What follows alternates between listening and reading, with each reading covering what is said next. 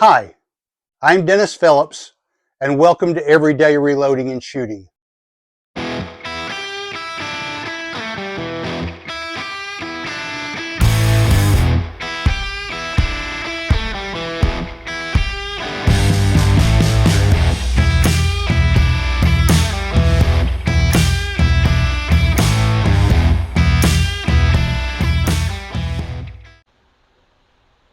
Alright, welcome back to the channel.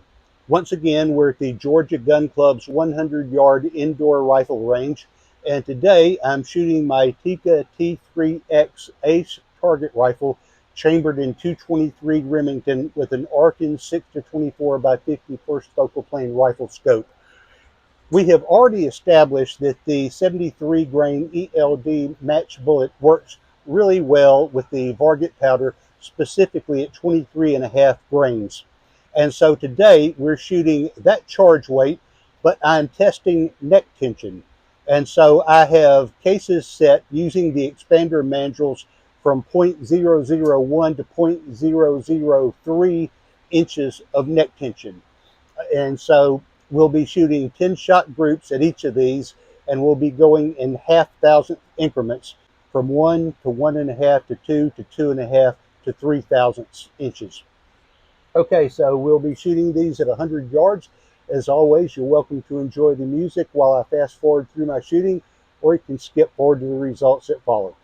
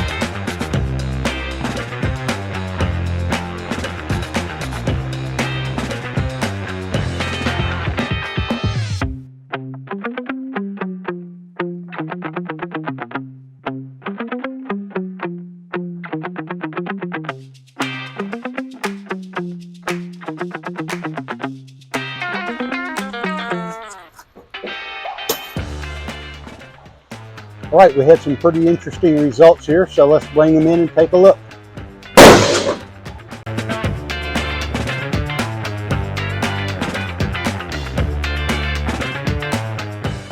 All right, there were a couple of these where we really had it going on. We had a really tight cluster here with 2 flyers off to the left, a really tight cluster here with 2 flyers high into the left, and a pretty tight cluster here. But I'm going to have to say it's going to be between 2 thousandths and 2.5 thousandths. I'm going to say this is where we're going to find our tightest mean radiuses in these two right here. I'm not really sure which is going to be the tightest because we've got a really tight cluster here with 2 off to the side and a pretty tight cluster here with 2 off to the side. If I had to guess, it's going to be hard to say. This looks like a tighter extreme spread here. So they may measure a better mean radius overall. But anyway, very pleased with both of these. I'm going to consider these outliers shooter error. So anyway, we'll take these home, measure these with the Hornady Ballistics app, measure by mean radius, and get back to you with the results. More to follow. All right, I'm back from the range, and I've had a chance to measure my targets and analyze my results.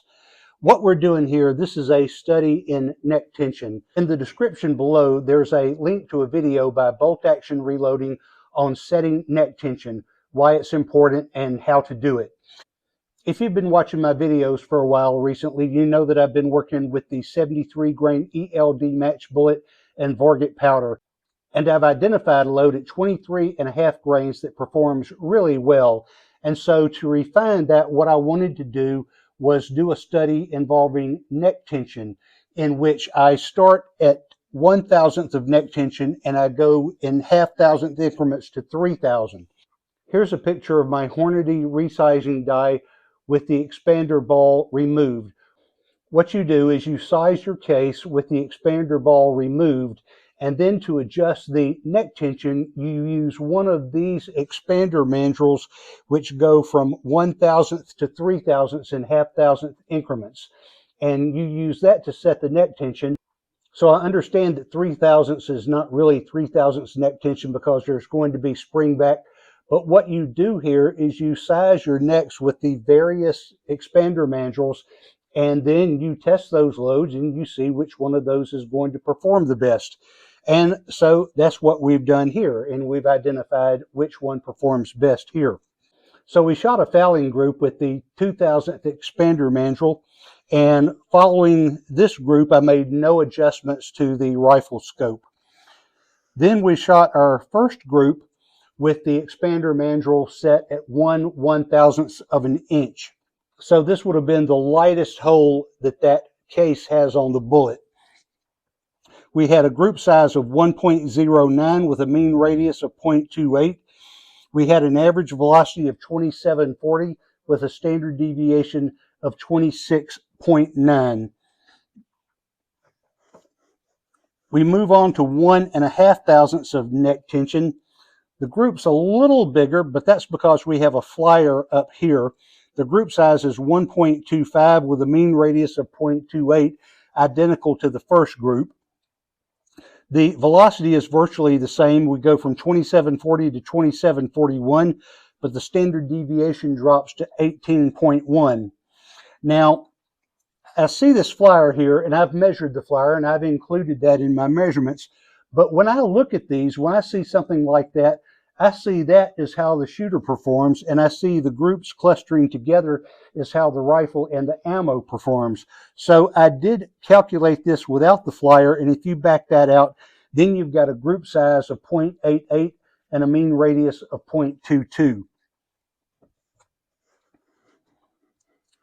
Moving on to 2,000ths of neck tension, we shrink our group size. This is what I've been using for a while now based on a previous study that I did, but I wanted to make sure that that was accurate for this particular bullet and powder combination. So we repeated that test.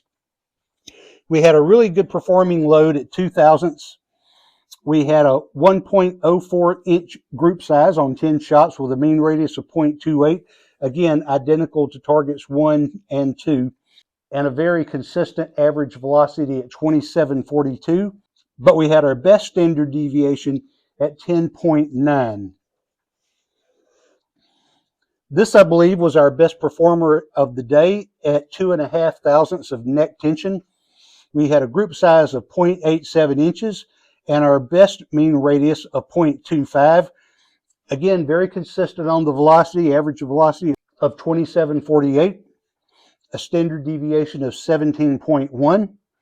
And again, now we had two flyers here, so I'm going to call that shooter error. But you look at this cluster of shots right here, and if you minus those two flyers, now you've got a group size of 0.46 and a mean radius of 0.14, which a radius is half of a circle. So if you double that, now you've got an average group size of 0.28 inches. Moving up to 3,000ths of neck tension, we have a group size of 1 inch with a mean radius of 0.30, an average velocity of 2745, and a standard deviation of 20.6.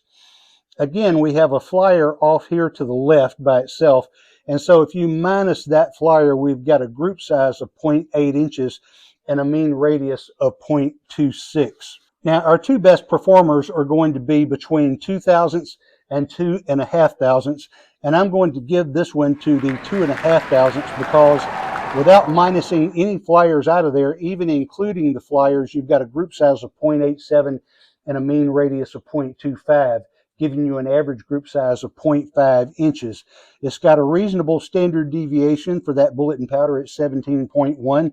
And then if you minus the two flyers, you've got a group size of 0.46 and a mean radius of 0.41. So I think that is really outstanding.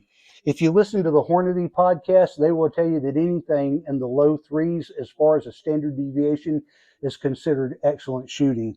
And we've got something way better than that here. So our first three groups were 0.28, 0.28, 0.28, then 0.25 and 0.30. But this 2.5 thousandths is where I'm going to focus for most of my loads going forward, but definitely for this 23.5 grains of Varget powder with the 73 grain ELD match bullet. So my question to you is, what are you doing in your reloading process? Are you using mandrels? Are you using neck sizing bushings? Post a comment below and let's start a conversation.